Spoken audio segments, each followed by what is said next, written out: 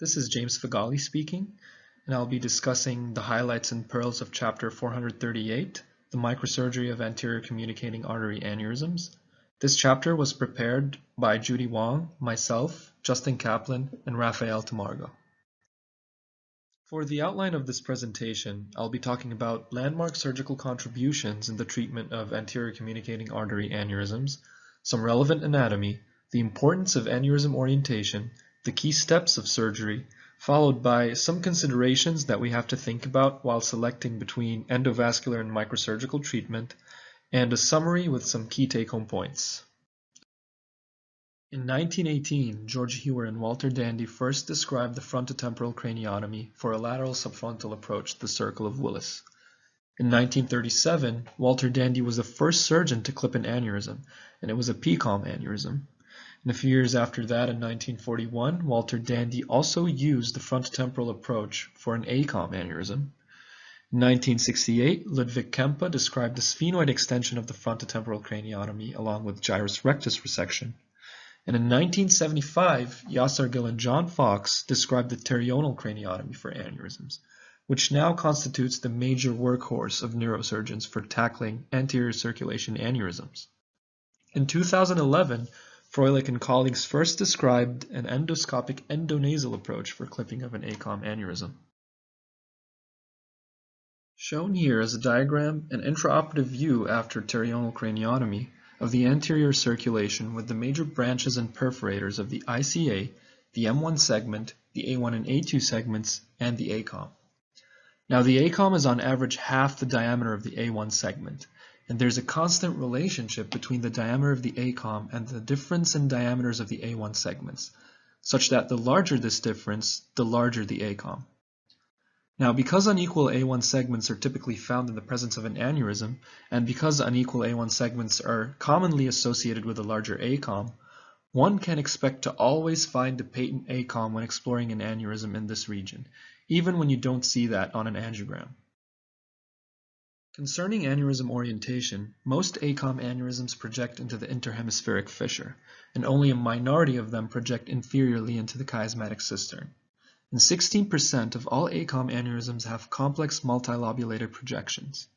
Now, in terms of the initial subfrontal exposure of ACOM aneurysms, superior and posterior pointing aneurysms are the most favorable because they rarely rupture at this stage.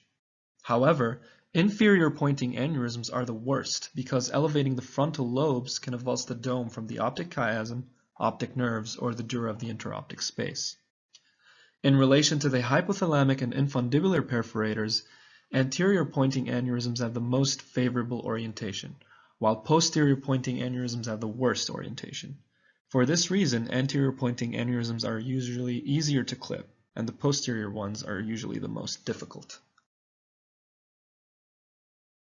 Concerning the key steps of surgery, I'll begin by talking about the incision and the craniotomy. The incision is usually started a few millimeters anterior to the tragus at the upper border of the root of the zygoma, and that is extended superiorly to the linea temporalis. At the linea temporalis, it is curved anteriorly to the midline, ending at the edge of the hairline. Up to 5 burr holes are made. The anterior frontal burr hole should be approximately 2 centimeters off the midline in the mid-pupillary line and as low on the forehead as the skin flap allows. The keyhole burr hole should be positioned inferior to the linea temporalis and posterior to the frontozygomatic process to preserve the aesthetically important contours of these prominences. After the bone flap is removed, the edge of the remaining temporosquamosal bone is removed with a lexile ronger, starting above the root of the zygoma and proceeding anteriorly until the greater wing of the sphenoid is encountered.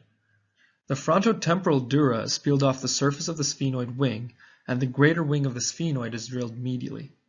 This bulky pyramidal structure gradually leads to a more slender structure, which is the lesser wing of the sphenoid. This is also drilled until the dural sleeve of the superior orbital fissure is reached. Removal of these bony structures allows for a tangential approach to the circle of Willis along the posterior curve of the lesser wing of the sphenoid. The orbital roof and inner table of the frontal bone are also drilled at this stage. The roof of the orbit has several ridges that should be smoothed with the drill. Now, it is important not to drill through the orbital roof into the periorbita, because this invariably results in a swollen and ecchymotic eye. If the frontal sinus is entered, it should be exenterated and obliterated with a vascularized pericranial flap. The dura is opened in a curvilinear fashion from the medial edge of the craniotomy in the frontal region to the lateral edge of the craniotomy in the temporal region and reflected anteriorly. The next critical step is sylvian fissure dissection. Despite the midline location of ACOM aneurysms, opening the sylvian fissure is an important step for microsurgery of these lesions. Freeing the anterior frontal lobe from the burden of the temporal lobe allows for easier retraction of the frontal lobe. The sylvian fissure is on average 6 cm long and can be divided into 3 2-cm portions. It is best to enter the fissure in its middle third, and after that, a tip of a microirrigation device can be inserted into the opening to allow for insufflation of the cistern. This helps accomplish two things. First, it partially clears the hemorrhage, and it also expands the subarachnoid space. After that, a distal branch of the MCA can be identified and followed into the fissure to allow for deep fissure dissection. The most difficult portion of the fissure to open is the horizontal portion in its anterior third in front of the Lyman insula. Once the sylvian fissure is widely opened, the optic nerve and ICA can be reached with minimal retraction of the frontal lobe. Opening the sylvian fissure widely is particularly important for an inferiorly projecting ACOM aneurysm, which may have its dome attached to the optic chiasm, optic nerve, or dura of the interoptic space. A purely subfrontal approach in inferiorly projecting aneurysms with initial retraction of the frontal lobe can result in dome avulsion and catastrophic hemorrhage too early in the exposure. Now, it's important to note that although sylvian fissure splitting is preferred and routinely performed for unruptured ACOM aneurysms, it is not absolutely required for all ruptured aneurysms, particularly when shortening the duration of microdissection is warranted to secure the aneurysm, and to avoid manipulation of the MCA branches with subsequent risk of vasospasm. After dissecting the ipsilateral A1 segment and preparing its mid-portion for temporary clipping, the contralateral A1 segment is exposed. The ipsilateral opening of the chiasmatic cistern is extended over the anterior edge of the optic chiasm and over the distal contralateral optic nerve by following the anterior curve of the optic chiasm. This maneuver usually does not disturb most ACOM aneurysms. The contralateral optic nerve is then dissected posteriorly until the A1 segment is seen draping over it. The contralateral A1 segment is then dissected distally towards the interhemispheric fissure. The next step is gyrus rectus resection. This step is essential for adequate exposure of most ACOM aneurysms. The retractor is repositioned over the medial orbital gyrus, just lateral to the olfactory nerve, aiming toward the estimated level of the ACOM junction. The pia of the gyrus rectus segment to be resected is then bipolared. Burst suppression is initiated, and if appropriate, a temporary clip is applied to the ipsilateral A1 segment. After that, a longitudinal incision is made along the lateral aspect of the gyrus rectus. Using the suction and bipolar cautery simultaneously, the gyrus rectus resection is rapidly accomplished until the medial pia arachnoid of the gyrus rectus is recognized.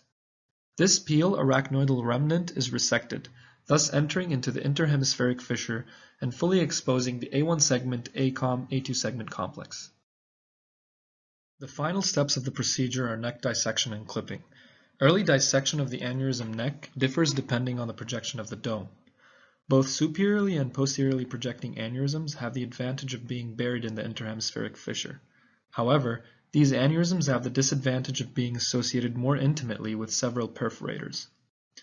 Inferiorly projecting aneurysms, on the other hand, have the disadvantage of usually being adherent to the optic chiasm, optic nerves, or interoptic space, but have the advantage of a more favorable relation to perforators. Similarly, the dome of anterior projecting aneurysms may be adherent to the gyrus rectus and can rupture during early subfrontal retraction. The critical perforators of the ACOM and A2 segments must be identified and cleared out of the path of the clip blades. It's important to note that few ACOM aneurysms have necks that are ready to be clipped upon initial exposure. With ACOM aneurysms, it is usually the case that an extended analysis of the neck, the lobes of the aneurysm, and their relationship to critical vessels is necessary to figure out a safe clipping strategy. In some instances, after application of the initial clip, the body and fundus of the aneurysm have to be reshaped with the bipolar forceps, and even part of the dome has to be resected to then fully inspect the complex. When the ipsilateral A2 segment is not easily separated from the aneurysm neck, It is prudent to use a fenestrated clip around the ipsilateral A2 origin. Otherwise, if the neck can be separated from the adjacent A2 segments, a straight clip almost perpendicular to the ACOM may be adequate, as shown. Endovascular techniques such as coiling and flow diversion have rapidly evolved since the 1990s and now constitute a major avenue for treating intracranial aneurysms. So it's very important to discuss some of the main factors that are considered when selecting between endovascular and microsurgical treatment. In general, coiled patients have lower obliteration rates and higher retreatment rates, especially when dealing with wide-necked aneurysms. In the presence of branching arteries at the aneurysm base, surgical clipping can better maintain vessel patency compared to coiling. With regards to flow diversion, the ACOM region presents a challenge due to the high density of perforators, the concern of covered side branch occlusion, and the likelihood of acute or delayed stent occlusion in small diameter parent vessels. Now, although there has been a shift in the past decade from a surgery-first strategy to a coil-first strategy, it's important to keep in mind that certain aneurysms are still best treated with microsurgery. Finally, to summarize, here are some of the main take-home points of this talk. Anterior communicating artery aneurysms constitute a surgical challenge since they have an intimate relationship with multiple arteries. Aneurysm orientation significantly affects clipping strategy. The meticulous preservation of perforators, such as the recurrent artery of Hübner, is key. And despite advances in endovascular therapy, there remain certain anatomical and patient-specific considerations that favor the use of microsurgery. Aló.